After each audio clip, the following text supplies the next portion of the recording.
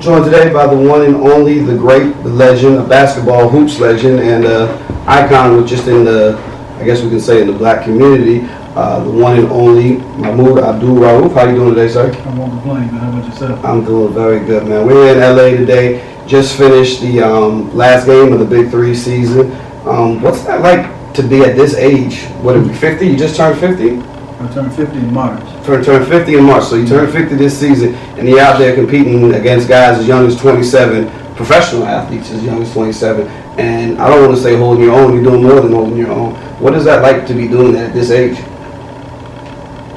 Man, trying to find one word is difficult, but man, I'm still pinching myself, and I don't say that lightly. To be at this age, like you said before, when guys are 27 and above, professionals playing the game and still being able to get to my spots and execute plays. I can't help but think sometimes, you know, I joke with them a lot and I say this a lot. I said, man, y'all have a lot to lose. I said, because if I get the best of you, you look bad. Mm-hmm. If it's close, you look bad. If you happen to get the best of me one game, they're going to say, man, the man's 50 years old. But it's just a blessing that I've been able to, by the grace and mercy of God, keep my body at this level to be able to still compete. And I'm trying to do it for as long as I can, as long as I have a passion for it. Did you ever see this happening, like playing this late in the life? Did you know, like, man, or did you think, man, I'll be out this game by 35 or whatever the case may be? You know, I never foresaw something like this, a big three, and after your career is over, you get into a league. I mean, actually, I was approached by another guy before, Chauncey Ashford, we call him CJ, comes on the road a lot, about this league. And at the time, timing is very important. And when I was approached by it at that time, I said, no, I'm not interested, because you hear about so many leagues developing and then they fold. Right. And some time passed. CJ came to me and said, man, there's a league. I said, I already heard about it. He said, but they seem to be interested in you coming to try out. And this is what I said, well, find more information. And when he came back to me, it sounded at that time appealing. So I said, you know what? And I've been training, and I always try to stay in shape. Don't always play a lot of basketball. I do a lot in the gym, strength and conditioning work. And you know, you start thinking, I still have something left. Younger guys. I'm hyper competitive. Let's do it. And I'm happy that I took the chance, and I just squeezed through, getting picked, and then things just ended up that first year and second year just working out wonderful. So man, I'm trying to do this thing for as long as I have the passion and the ability to do it. Okay, so I've been a part of this journey with you for the last 3 years, and we watched you, and I've seen you train. I see that you're first one in the gym. I've seen the way you take care of your body. I've seen you're in the hotel gym. You're at the court. You're doing everything you possibly can. So that's what I see with my own 2 eyes, and I know. So now when I go back and I read and I hear words about your career fizzling out the end, words like lack of passion, lack of desire to want to play the game, I don't understand that. Right. We you know, there's so many different dimensions to relationships, and sometimes it's true. Organizations, chemistry is very important. And there was a period when I was frustrated, I was angry, didn't feel that I was getting a fair shake. But sometimes when you go through that little period, it tends to follow you, and they put that label on your whole career, almost. And as athletes, we get frustrated when things aren't going our way, as humans. Right. And there was a period like, man, why am I doing all this training and working, man? You ain't giving me no time. So there was a period that happened. But then that competitiveness kicks in, and you're like, hold on, man, I'm not going to let you dictate what I do. And then you get pissed off. Right. It's like, I'm not going to let you control this narrative. And so I said, now this got to be for me. And so that's when I started picking it back up and doing me. But no, man, you can't get to this level by and large without having some form of passion and desire to get better.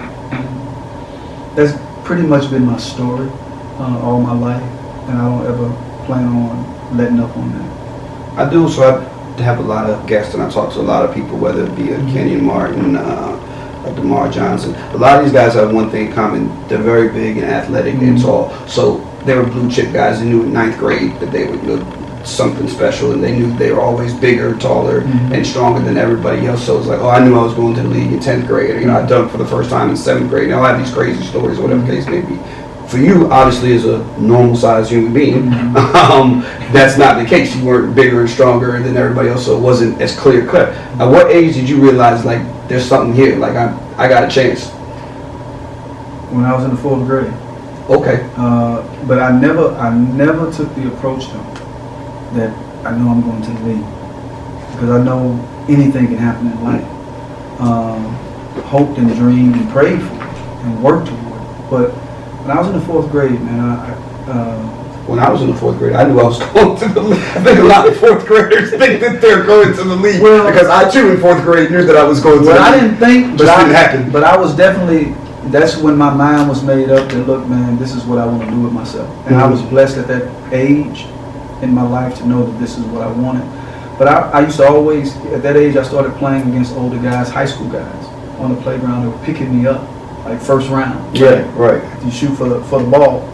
And I remember playing a couple of games for the school, and there was a game where the score was 43-46. We lost, but I had 42 about 43 points. There was a game, it was 36-42. We lost, I had all 36. So how old was this? I was in 4th grade. 4th grade. So word starts getting out.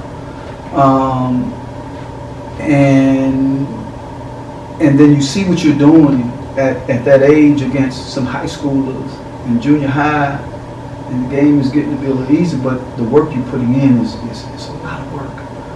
But you see the gains that are coming from it. And so I knew at that age, not only that that's something that I wanted, but man, I'm on to something. Right. People are picking me up. People walking the streets, they're talking about you, and so that's a motivator. It influences you to continue to go. And so around that age, I knew that I had something special, and I just had to keep working on it day in and day out. So you go through high school, and you're a high school phenom, 2 state champions, Yes. player of the state, junior, senior year, all of that. Then, so obviously, what they tell everybody in high school is when you get to college, it's going to be harder. You're not going to be able to do this. That's what they say, right? And then you go in there and you pick up right where you left off, and I mean, was your 3rd game in, had like 50, your 2nd game in, whatever the case may be, it was 48 and then 50. Like I think the 3rd game in college you had 50 or something like that. Set all kinds of freshman records, whatever the case may be. Were you surprised that it was? I don't want to call it easy because that would be an insult to the other players. But were you surprised that you were that successful that fast? But it is what it is, though. Answer to both of those questions. Yes, I was surprised, and I was surprised that it was easy. Okay. But it was easy, I think, of course, by the grace and mercy of God, the work I put in. The way you train, it starts to make sense. The people that you're playing against, how you're being challenged every day, the mindset that you have. I mean, there's a process. And everything I did, even from elementary on up to that point, I'm constantly thinking about doing it faster, more explosive, quicker, more precise, more consistent, and imagining 2-3 different individual people I'm playing against, and they're always this close to the basketball, playing by myself, and imagine I'm getting hit. And the more you do that, it becomes like second nature when you're out there with somebody playing. And a human being can't stay with you like your imagination can, always on it like that. And just constantly challenging yourself, man. So I was surprised. But when you start analyzing it that way, it's like, wow, in a sense, not to be arrogant. This is kind of like what's supposed to happen. Gotcha. Of course, I wasn't talking that way then, but because I remember a journalist came and asked me, he said, what do you want your career to say for itself? And I said, I was trying to keep the middle course, but my vision was much bigger. You want to dominate. And I said, well, man, if I can average 12, 13.7 assists for my career at LSU, it'd be a decent career. I thought, because I'm thinking, okay, I'm regular size. I'm going to be playing against guys 6'5", 6'7", 6 whatever, just as quick, just as strong. And it blew my mind. You know, I came out, my first game was about 12, 13.7 assists. So, okay, my second game, I had like 21. That's when Dale stopped me at the door. He said, we need you to score more. I said, Coach, I'll try. Third game was 48. Fourth game, I think 36. Fifth game, national televised, the one you're referring to, in Florida was 53. 53, right. And then it just, and I'm sitting here, I'm like, man, I'm still doing the same moves I've been doing since elementary and junior high. And that's why I'm constantly talking to people about the importance of consistency, man. Doing that thing over and over until you get faster and like I said, more precise, and don't ever stop, because it becomes easy after a while. In your sophomore year, that's when a fellow by the name of Shaquille O'Neal joins the team. That's right. So when Shaq comes in, they kind of tell you, like, we've been doing this thing with 30 points a game, that's great, we need you to take a back seat, or they told you, keep your foot on the pedal, it's still your team? They didn't tell me that, but I know you've been hearing about Shaquille O'Neal. Yeah, they didn't tell me that, but there were people saying that now that you have Shaq, and Stanley was a redshirt, right. So he was playing that year. So you have two seven footers over 7 feet, and they said, well, you're not gonna get as many shots. That ain't even on my mind. My mind is just, look, man, every time I step on this floor, I'm looking to play. And I was never that person that I'm looking to see, well, I'm going to try to get 40 or 50 or 60. Even my career, all the times I hit 40-something, 50-something, needed them. It wasn't like I'm just going for So I just played the game. And it just so happened that year, I ended up, and some people say, well, it's more impressive because you have 2 7-footers and you end up averaging over 28, right? But it was tough managing because a lot of people want that ball. Yeah. But it how did Shaq feel about watching the Chris Jackson show? Well, you have to ask him, but we did have an altercation once because I've never been that type of player that would deliberately, not give you the ball if you're open unless I'm trying to prove a point. Which happened in Denver, but that was a situation I missed it, and he said something about pass the ball or something, and I don't respond well when people come at me, with arrogance or trying to intimidate me, and I said something to him. Then after that, the next day, Dale calls us in the office, and he says, what's going on? And I said, listen, Coach, I said, I missed him on a play. He responded to me in a way I didn't appreciate. I said, that's the way you respond to me. I'm receptive. I respond well when people come to me in the right way, right? And Dale basically looked at Shaq. He said, Shaquille, if you want it, get it off the glass. Because at that time, Shaq wasn't. He's a strong guy, athletic, runs the floor, right?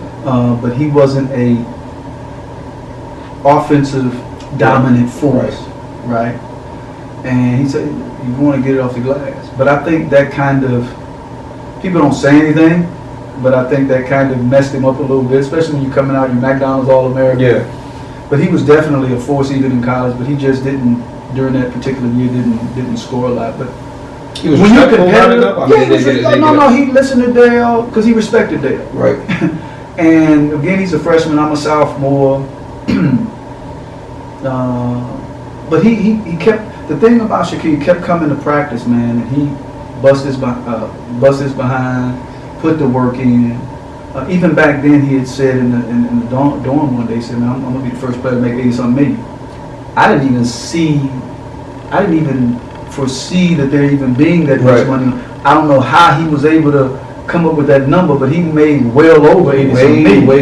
Way past that. Right, but he was relentless at LSU, man, and he took it well.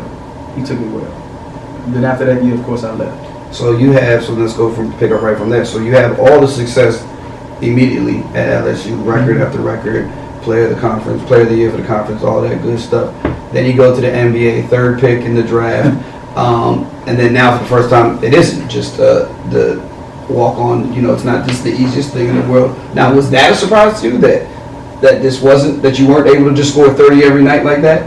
Yes and no, same. Because that summer, you're hearing all this. My first year at LSU, I was actually overweight.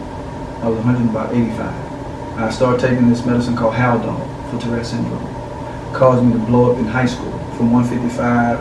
At the end of the year, I was 172. So I'm still taking it. That summer, I ended up blowing before getting to LSU 185. Okay. So still, I'm pinching myself that darn, I was 30.2 overweight. Mm-hmm. You know what I mean?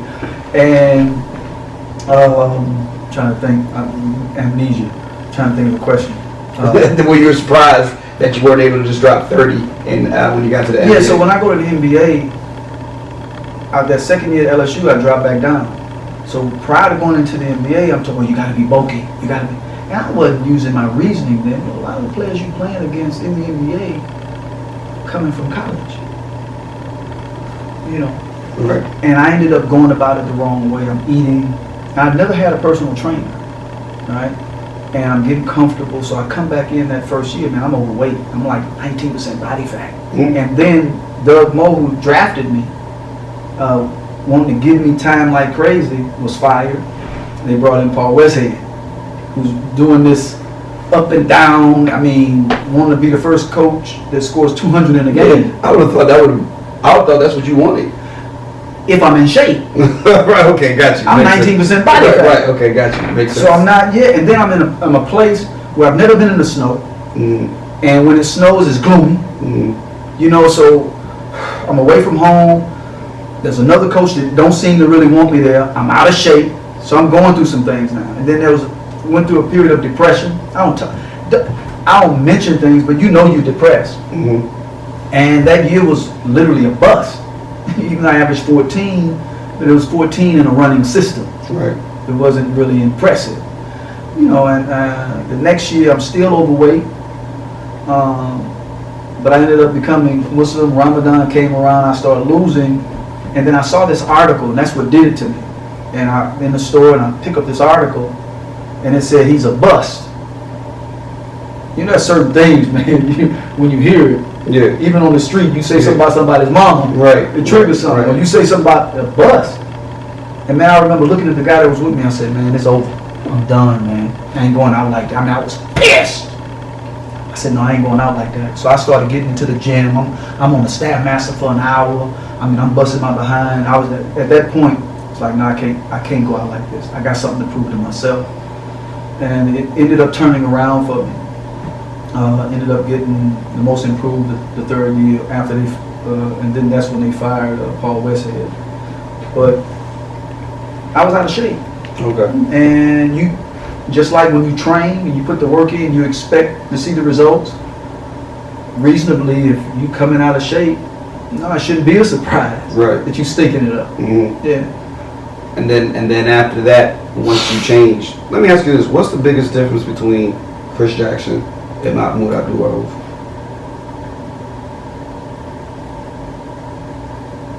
Nobody ever asked you that before? In a different way. Okay. There's still some similarities. There's some things in my life that hasn't changed. I'm competitive. I don't like losing. I'm always looking to want to improve, even though sometimes that improvement seems to come slower than I would want it to come. But Mahmoud, I think, is more seasoned. I think, you know, I put things in perspective more. I think I'm more balanced. Just overall, whether it's spirituality, whether it's morality, whether it's my work ethic, whether it's my eating, my rest, you know, just how I go about things. But there's still some similarities, but definitely, I think the biggest difference is just perspective. When your perspective changes, everything else changes. It was like, to me, as a basketball fan, as a kid, Chris Jackson, when you talk about Chris Jackson, you talk about basketball. Mm-hmm. That's all anybody talks about is Chris Jackson. You talk about LSU, you talk about basketball, you talk about scoring, you talk about shooting, da-da-da. As soon as you say Mahmoud Abdul-Rauf, you're not talking about basketball anymore. All of a sudden, we're talking about flag, we're talking about national anthem, we're talking about black ball. The words are different. Yeah. You know what I mean? Yeah. I say Chris Jackson, say basketball. Mm-hmm. I say Mahmoud, black ball, and this, when that. I became Mahmoud, that's when my perspectives change. And so even then, you don't realize it then that it's always bigger than what you do. But sometimes when you're caught up in it, most of your time is just dedicated to that. Did it start to feel like this isn't about basketball anymore? Oh, definitely. Like that. When you're doing interviews, they're not about basketball. When people are mentioning your name, it's not about basketball. You get when tired. they're talking about you, it's not basketball. There are moments you get tired because your mind is expanding now. You're meeting people, you're having different conversations. And I knew something. I knew, man. I said something's wrong. Not necessarily wrong. I said, man, I gotta dig deeper. I gotta find ways to piss myself off, literally, to come and play. And we always have these things that we pull from on certain days to motivate us a little bit more than others. And I remember being in Denver one year, and it was training camp time, and we would go to Colorado Springs, and I'm at the breakfast table. I remember like it was yesterday. It's like, man, gotta report to training camp in a couple of days. And man, I mean, my eyes start watering up, man. I'm like, I don't feel like going. But it wasn't necessarily because I don't like to compete. It was more so because my interest had begun to shift. I'm thinking more globally. I'm thinking about the world. I'm thinking about other things I want to do outside of basketball. And I'm enjoying the growth. Mm-hmm. You know what I mean? And then sometimes this environment, being in with these teams every day, the conversations, the lifestyles, they weren't and never truly have been, because I've never been a guy that went out and did a lot of things that a lot of people do. Not to stereotype right. athletes. Gotcha. But for me, those environments became harder to tolerate and to cope with because of the conversations and the lifestyles. Like, man, my life is bigger than basketball. That's why I would bring books on the road, and I would begin to try to entertain, like Dikembe Mutombo. I would throw Dale Ellis a book. We would sit on the side just to engage, to start up different conversations other than right. a lot of times the typical stuff that people talk about. Gotcha. To get through it, but it became harder. I was anxious in a way and guilty. Sometimes I can't wait to the season so I can just unwind and get around environments that really make sense to me, even more so, that attract me more. So it was tough. So then now, when basketball, you find yourself 2 years later, I think out of the league at like 29. Are you like, whatever, that part of my life is done? Or are you like, how the hell am I out the NBA? Oh yeah, I went through that. I went through being bitter and angry because I'm still in my prime. I still have something to give. And you spend most of your life honing your skills to make it to this point. And you telling me just because I speak my conscience, not something that's wrong, it's not factual. Right. But I just speak my conscience, things that we're taught to do as human beings and in this nation. And you're going to penalize me for that? You know what I mean? So you even though people say, well, you came back and played, yeah, I was under contract. But it doesn't mean that when you look at how minutes drop, people are crafty. They just not going to come out and say, we're getting rid of you because there are lawsuits against that. Right. They find subtle ways to get you out. And then you get tired of it, man, trick it, then I'll go overseas. You ain't on the show in town. Right. But you go through a period of being bitter, especially when you see cats, and it's not, okay, we got to make a living, but especially when you hear about these contracts. And then you look at some of the guys that you just gave a contract to, right. and you say, no offense, man, go get that money. Go get it while you can. I'm happy for you, but God dang, it's right. And you're feeling a sense of, this is the thing that got me too, you're feeling a sense of helplessness. And I hate to be in that position, like I gotta go, because we don't own our own NBA. I gotta go and depend on you to give me a job, doing something I love. And you're not gonna do that because of, and man, that's hard sometimes to swallow. Right. It's hard. But when you get over it, you got to make adjustments in life. And I was just fortunate to be able to do that. And then the big three comes. Got you. Now let's talk a little basketball shooting. Now let's just say hypothetically here now, because you are just one of the greatest shooters of all time. Who would be in your ultimate 3-point shooting contest? you just put together a 5-man NBA 3-point shooting contest? Well, I'm definitely putting Curry. Curry, right? I'm gonna put Just running mate Clay. I'm putting Clay in there. Yeah. And I gotta go with the record holder. Ray. No. Reggie. No. Who's won 2 or 3 3-point contests? Oh, Greg Hodges. Yeah, I'm just, I can't leave him out. But in terms of flat out game, you say top what? Let's say 5. If you want to say Curry, Clay. Bird. Bird. Bird can shoot that thing. There was such a different era. Do you think that he can shoot with these guys? No, you talking about 3-point contest. Yeah. No, absolutely. I did. You just grab the ball and shoot. Right. That's different. Right. Got you. Bird can shoot that thing. Okay. And if he gets into the rhythm, I mean, he can shoot it. Okay. I'm trying to think of names right now. I'm thinking Ray Allen, Reggie Miller. Okay, I can't put them in there for you. Dirk, Nash. I wouldn't go with Nash. I wouldn't necessarily. I'm really shocked by the Reggie not being in there. No, I see. Yeah, I played the game, but I don't know. Reggie, was he ever in a 3-point contest? He was in a lot of them. How did he do? I don't know if he won any of them. So my point is, sometimes it's different. Mark Price. Yeah, Mark can shoot. Dale Ellis. Yeah, but what I'm saying is different sometimes in the game. Like I tell people, man, if when guys are guarding you and you take a shot, some people, it's mental. A lot of it's mental. When a guy's on you and you shoot it, it seems like you concentrate better because there's this, and you're more comfortable because there's this notion, if I miss it, the man was on me. Right. Some of the toughest shots to make is when you by yourself, because you put so much pressure on yourself. And because people expect me to make it, I got to make this shot. You don't take the same shot. Steve Kerr, Tim Legler. Right. So taking the ball, and I know rhythm is everything too. Taking the ball and nobody's on you, that's a different shot.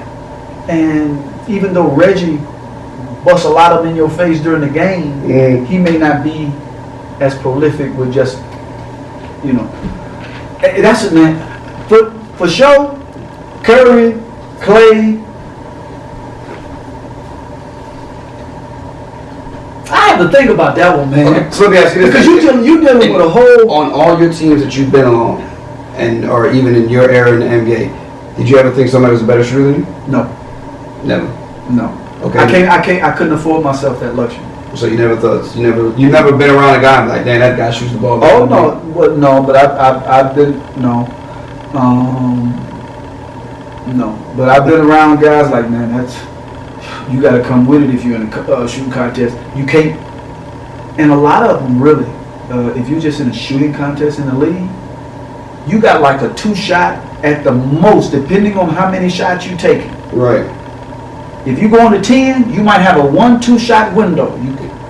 You better not miss. Right, absolutely. If you go on to 15-20, you may have a 3-shot because guys can shoot that much, especially because that's what you do. Right? But a lot of them don't have that freedom in the game to do that. But if you're just shooting in practice, man, these guys can shoot. Now, when you watch Steph Curry today, what do you think? He can flat out play. I mean, mid-range, long ball. He's got it off the bounce. He can come off the screen, spot up and shoot. He can finish. I love what I see. Quick release. Because you got to go for it, which opens up the drive. And then he can drive, which opens up the shot. I like it. He's very skillful. I love to see guys who are skillful. What do you think when you watch Russell Westbrook play? Relentless, aggressive. He's not as consistent with his shooting. Sometimes he changes his shot. He'll shoot, and sometimes then sometimes he starts to go away from, especially if he's making some, then he'll start flicking but very aggressive, defensive, rebounds, just has an attitude when he plays. I mean, I love to watch that. But in terms of shooting, not to me, not the most consistent. And the evolution of the point guard.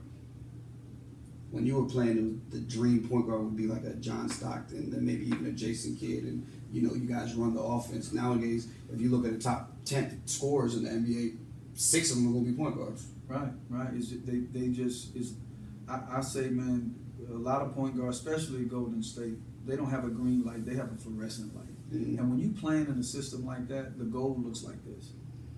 It doesn't look like this anymore. Especially when you don't have to worry about coming out the game. You could miss some shots. It's a whole nother rhythm involved. I love it. And then when we were playing, even if the big man wasn't real dominant, you got to throw it to the big man, work off the big man. Now, there's no real traditional big man like back in the day. But okay, so that's right. Before it used to be, no matter who your center was, you had to throw it into. Throw it in, work off of them. So which I could imagine being annoying. How about today when your center standing at the 3-point line next to you? Would you think that'd be annoying too? Now that the center's out there standing next to you, trying to shoot up just as many 3-pointers as you are. Well, provided if he can shoot it. I've always been this has been my thing. Even when I was younger, it didn't make sense to me. But that was the system. People did it. I'm like, look, man, if we're basketball players, why are you limiting this guy to being in the post? Why don't he learn how to dribble too, and to pass, and to shoot threes, and to shoot jump shots? What if he's playing against a Shaq that's heavier than him, and you want to pound him? Bring Shaq out. Make him work. Right. And you have somebody, And so the more versatile you are, the more valuable you are. The harder it is to guard you. And it just never made sense to me. Like even with guards. And that's the thing that overseas when I went, I'm like, man, y'all doing what I've been thinking all these years. Whatever guard drill is in, big dudes are in. Big dude drills, guards are in. Because, it's all relative. I mean, they do it more from a power perspective.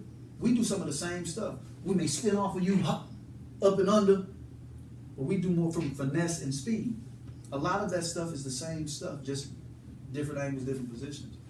But so no, if you can play, if you can shoot it, make it work. But there are times you need them to go down there. If you just shoot it, right? Yeah, it could be annoying. Right. Well, Right. our time is out. It was a pleasure, and thank you very much for stopping by, joining, talking about our journey. There's a lot more that I would want to talk to, but we're just limited. So maybe another time that we'll be able to catch up and finish our conversation, or go deeper into it, because I felt like we were going someplace with some things there. But time limited sometimes. But I appreciate your time, and it's been a pleasure knowing you, and a big fan of yours as a kid, and then now to actually see you week in and week out, and what you're doing in the Big Three, amazing. And hardest working man in the Big Three as far as I'm concerned. So congratulations, and I appreciate you. Thank you, man. Much love always.